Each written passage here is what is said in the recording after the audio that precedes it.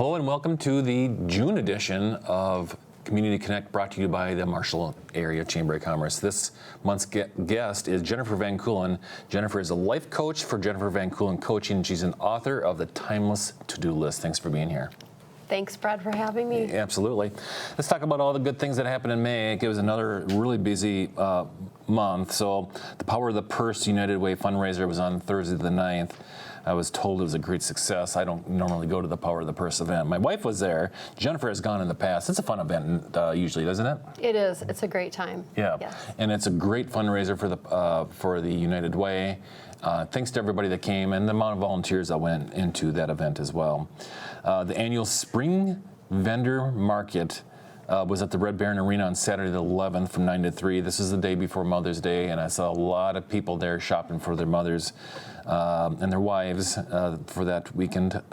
So thanks to everybody that came out, for the Marshall Amateur Hockey Association for putting that on. The Pizza Battle is now in full force and started on May 17th. As a reminder, here are the participants: Atlantic Place, Varsity Pub, KB's Bar in Ghent, Wings X Company, Rolling Hills Pizza, which is a food truck, the Gambler in Marshall, the Fairway out at the golf course, City Limits Bar in Slayton, Tavern 507, Key Largo on Lake Chetek, and finally Bitten's Roadhouse in Garvin. If you're wanting to see what the pizzas look like, be sure to look at the Facebook page for Small Town Events and look at all the delicious looking pizzas and go out and support them. Just as a reminder, the Burger Battle that was back in February and March brought in about $14,000 of economic impact for everybody that went out to those restaurants. So go out and support. It is amazing for the area community, the area business community. On May 17th, Mayfac presented 7,000 Miles to Broadway at the Schwann Community Center for the Performing Arts, which is at the high school. Thanks to everybody that came out. It looked like a great show. I did not attend, but I guarantee it was well done to have somebody like that in town. The next day was the Minnesota Craft Beer and Wine Festival at the Red Baron Arena. I normally go to this, but I was out of town, and I was told it was another great event, and thanks to all the vendors that came to town and everybody that came out to that event. And then finally, this past weekend was the annual Shades of the Past event. Rainy Friday night for the car parade, but wow, what a great day on Saturday for all for everybody to come out and see the cars, for everybody to showcase their cars and trucks, and the many awards that went out, and the food vendors that came out.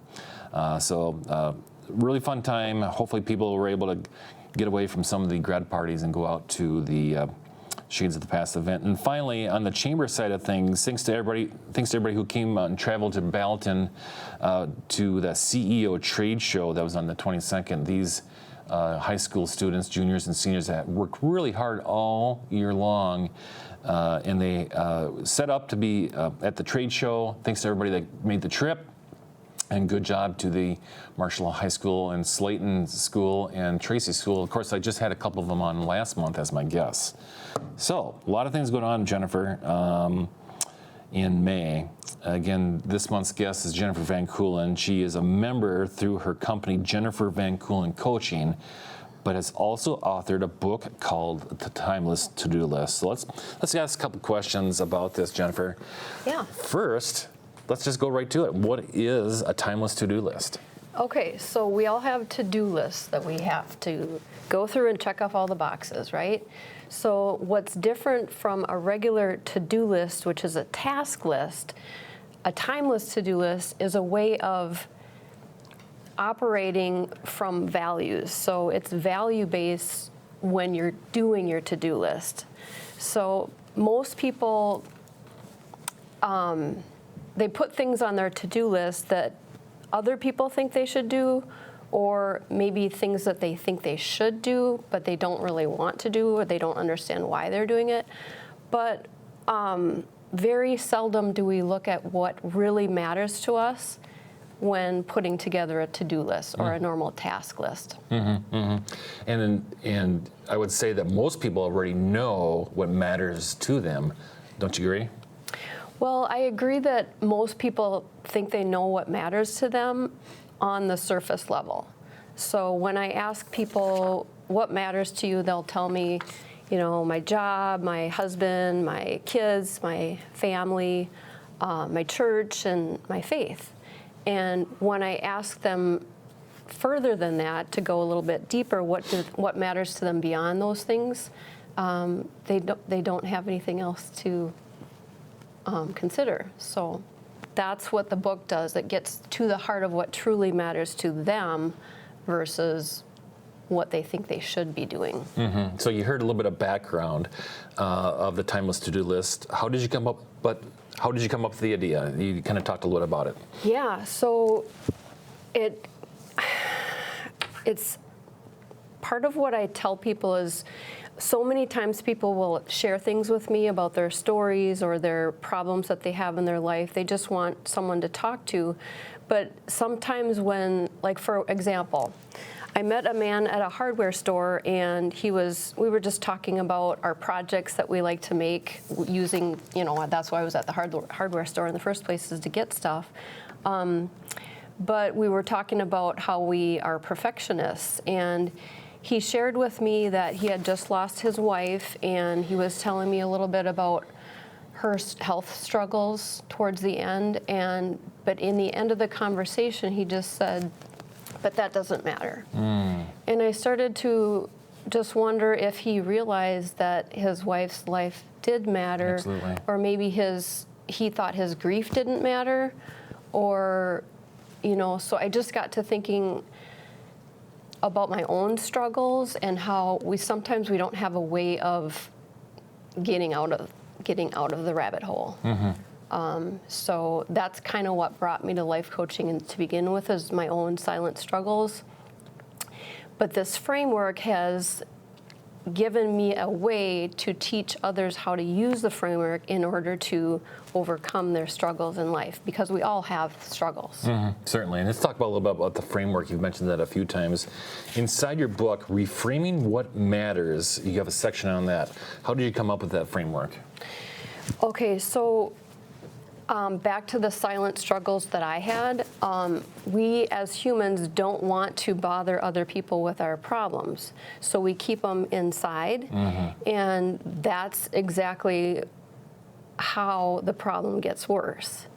Because if we don't share what's going on in our mind and in our hearts, it just spins around in our head with nowhere to go. So that's the whole reason why I created the framework, so that we would have a way to overcome struggles. Yeah. So what are those 4 steps? So the first step is assessing the to-do list. The second step is to create your to-be list. The third step is to create a responsible to-do list. And then the fourth step is when we actually create your timeless to-do list, which is based on your values. And it's very important to do the first 3 steps in that order before trying to create our to-do list, because most people want to just get right in there. We're doers, so we like to just get things done, get things checked off on our to-do list, but we don't consider why we're putting those things on our list to begin with. Yeah. How could you help somebody that's watching right now who might be silently struggling like you were? My one piece of information that I would love to share with you is that just start to pay attention to your thoughts. It's as simple as that. Yeah. If somebody wanted to buy your book, how do they find it? They can go to my website, jennifervankeulen.com, and they can sign up for take my to-do list assessment, which will get them on my email list, which will then, each week I send out information that matters to you. So whether it is if you're having trouble with overcoming an addiction or relationship problems or whatever it might be, those are the things that I communicate with you on how to help. Great. And of course, all the contact information is on that website. What's the website again? It's jennifervankeulen.com. Perfect. Jennifer is a member of the Chamber, so if for some reason you can't find her on our website at marshallmn.org. Anything else that you wanted to talk about today, or? I just want to thank you for having me. Yeah, absolutely. This mental health work is so important for people, especially in a world that's so uncertain, where the framework and the information in my book will help you to have certainty over when things do happen that are out of our control. It's a way out. Yeah, absolutely.